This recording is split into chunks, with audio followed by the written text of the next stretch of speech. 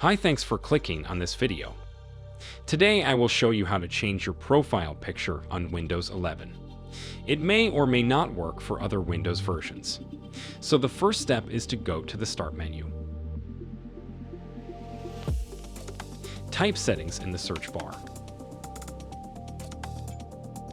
Click on the Settings option.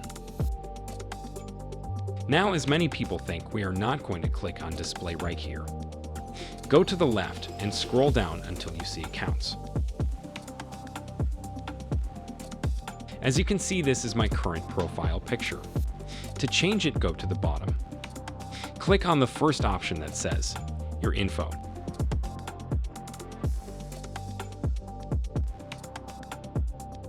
Now you can take a picture from your camera, or you can select a file from your computer. We're going to select a file from our computer, so click on Browse. Select the picture you want as your profile picture and hit OK. And there you go, you changed your profile picture. Thanks for watching, and make sure to subscribe to fix it to make your daily life easier.